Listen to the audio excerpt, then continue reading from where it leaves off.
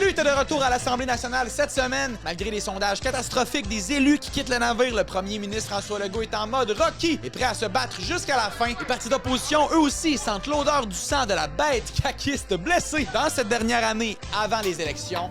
Ça va brasser. Dans son discours d'ouverture de cette nouvelle session, le PM a dressé son plan de match qu'il mettra en place d'ici aux élections. M. Legault a clairement identifié ses adversaires, ceux qu'il souhaite combattre pour marquer des points politiques. Ce sont surtout les islamistes radicaux qui s'attaquent à certaines de nos valeurs communes.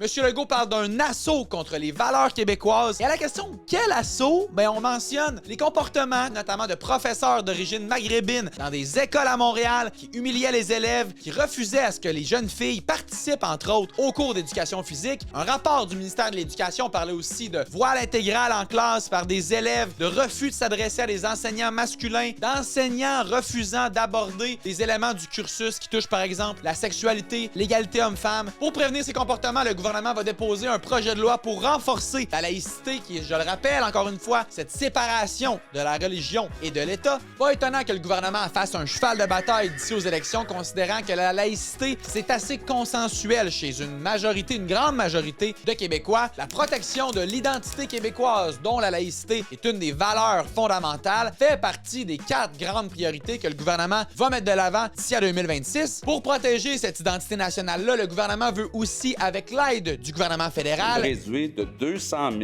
le nombre d'immigrants temporaires à Montréal et à Laval. Alors que d'un autre côté, les chambres de commerce, les restaurateurs et l'industrie touristique notamment mentionnent avoir absolument besoin de cette main-d'œuvre-là. Deuxième priorité, l'efficacité de l'État. Le gouvernement veut à court terme un traitement choc, c'est-à-dire simplifier les processus, moins de paperasse et surtout une réduction du nombre de fonctionnaires, de postes bureaucratiques. Un exercice qui est déjà commencé d'ailleurs et qui ne se fera pas sans turbulence.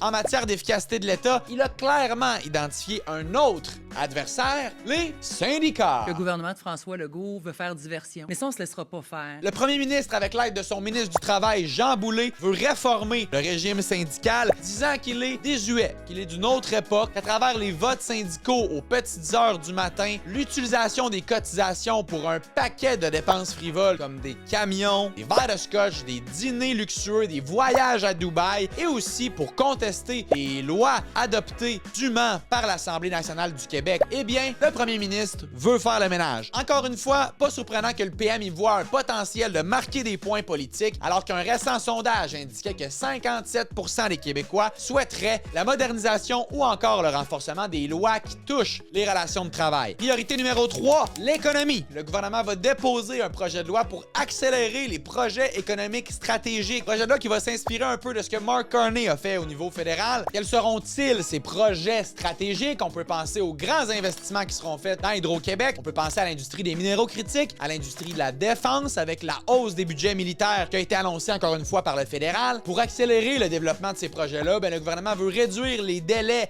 au niveau des règlements environnementaux. Le PM a également parlé de mesures qui viendraient pour aider les familles touchées par la hausse du coût de la vie, par l'inflation. Attendez-vous donc à ce que le gouvernement vous renvoie de l'argent dans vos poches d'une façon ou d'une autre dans les prochains mois. Une mesure bonbon, un classique en année électorale. Et finalement, le 4e élément qui compose la stratégie du gouvernement d'ici aux élections, la sécurité. Le gouvernement veut des mesures renforcées contre la criminalité, le crime organisé, les gangs de rue, les fraudeurs, les délinquants sexuels. Il veut également mieux encadrer les personnes qui ont des troubles mentaux graves. Et donc, ces 4 priorités, identité, efficacité de l'État, économie et sécurité, on voit clairement le virage à droite qu'entreprend le gouvernement à l'approche de l'élection. La question qui se pose à ce point-ci, c'est est-ce que la population est à l'écoute encore de M. Legault et de son gouvernement? Alors, je vous la pose. Êtes-vous encore à l'écoute de ce gouvernement-là?